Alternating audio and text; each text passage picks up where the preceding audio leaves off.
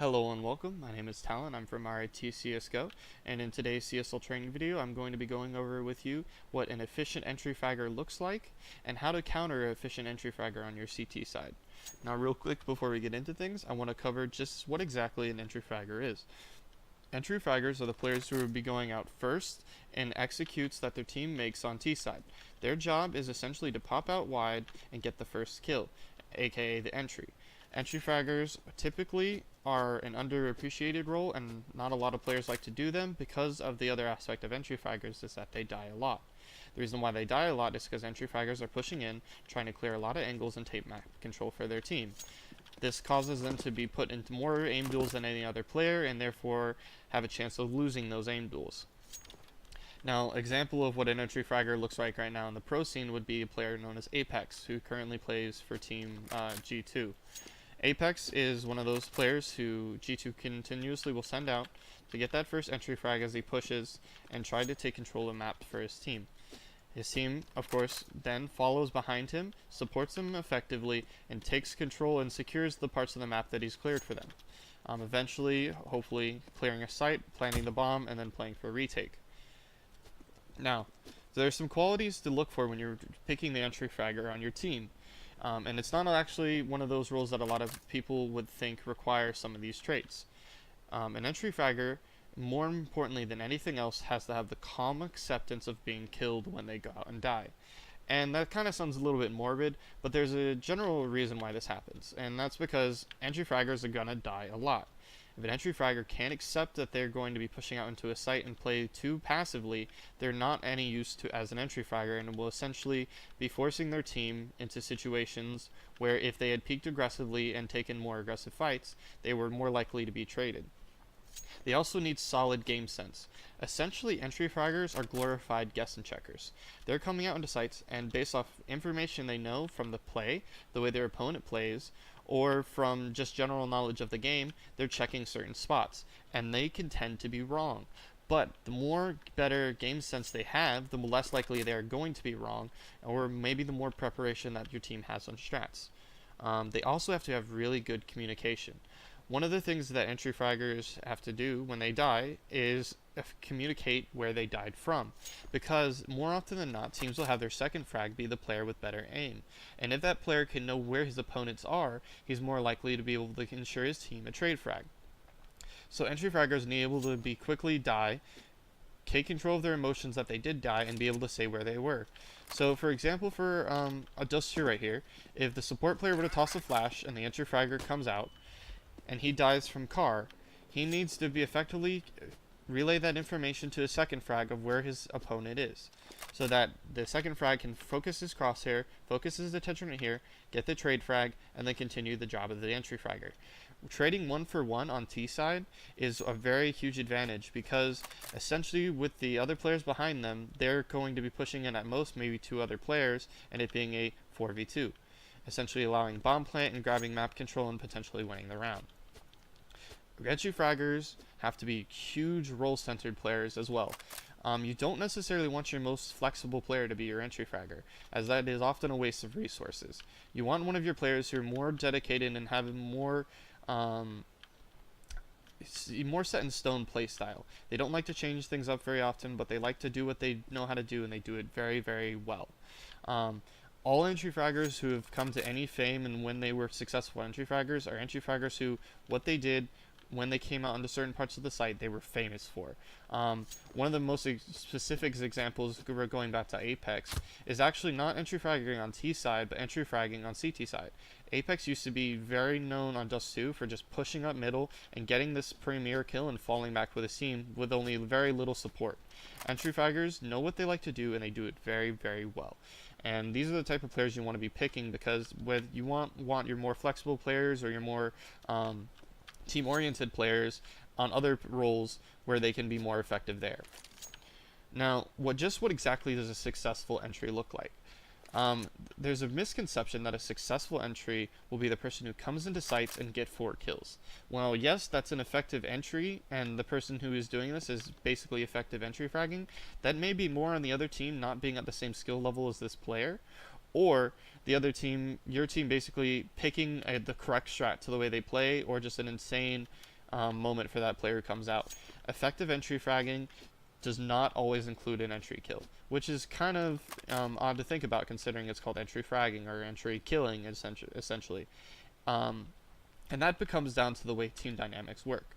If an entry fragger comes out here and dies immediately, but can give good information to his second frag, and the second frag can get a kill, maybe even 2 off that, or the entry fragger can get 1 kill and then get killed and then the second frag trade that, it's always going to put his team in a favorable situation on T side.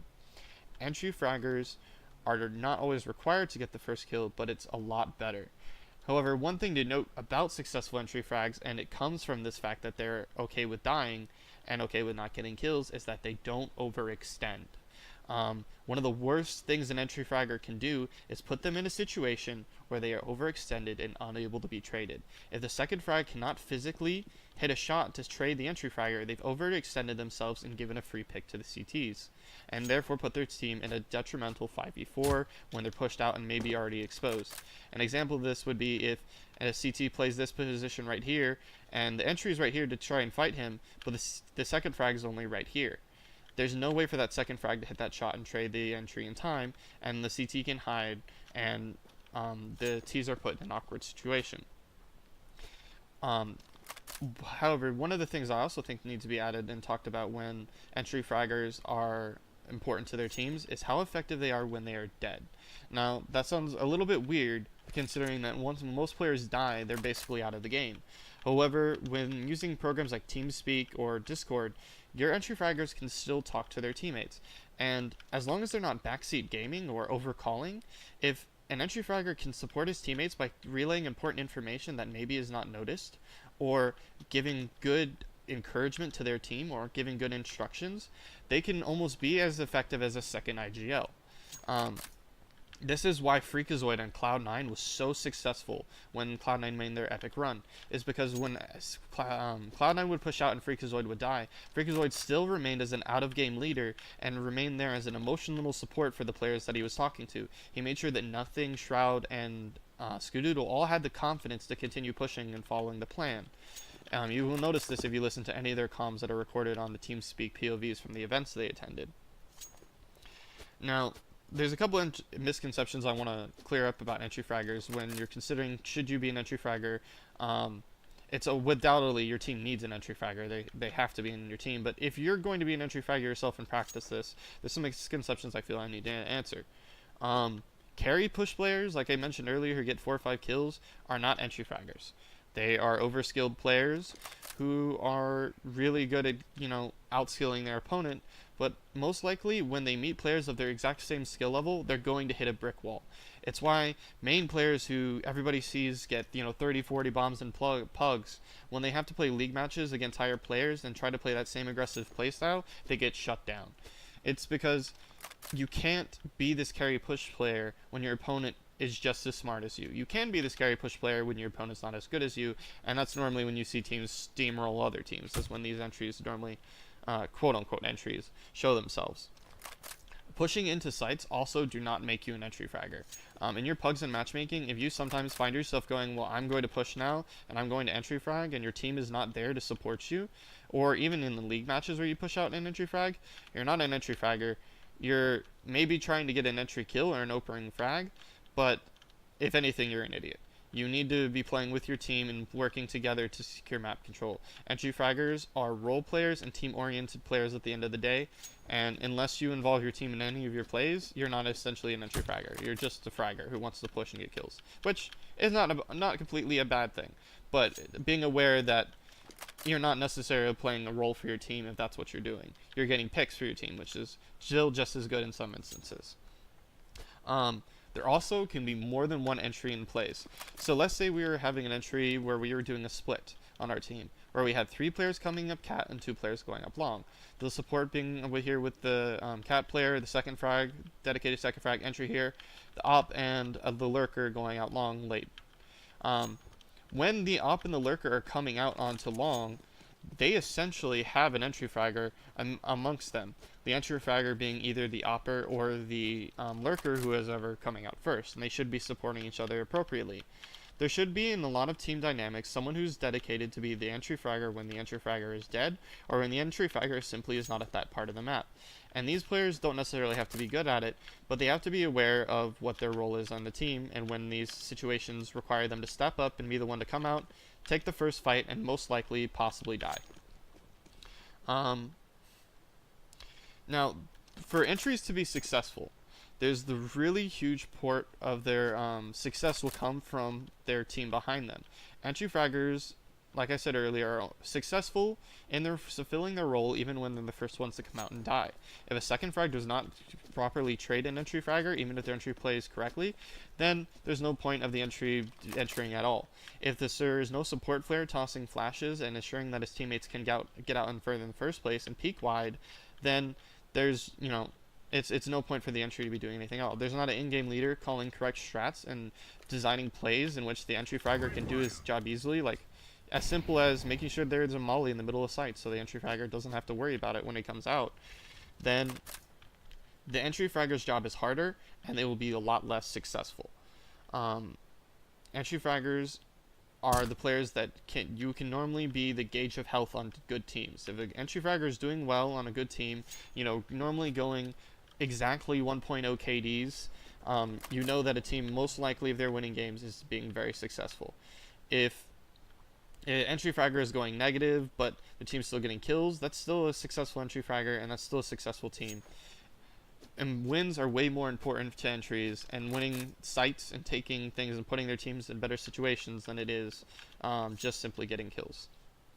Now that we've gone over how to play as a successful entry while you're on T side, one of the important things to note is how to counter successful entries.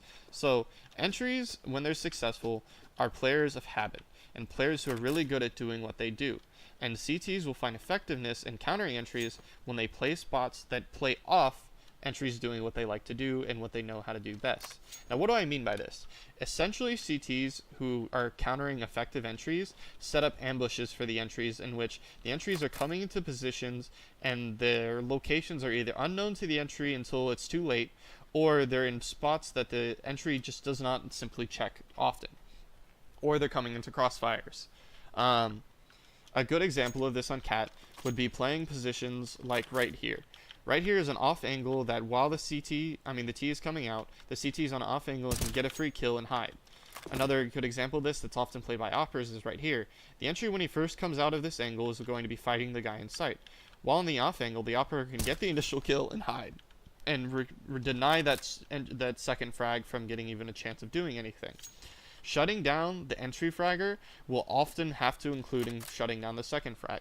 You can shut down a second frag by either killing them as well or denying them the kill.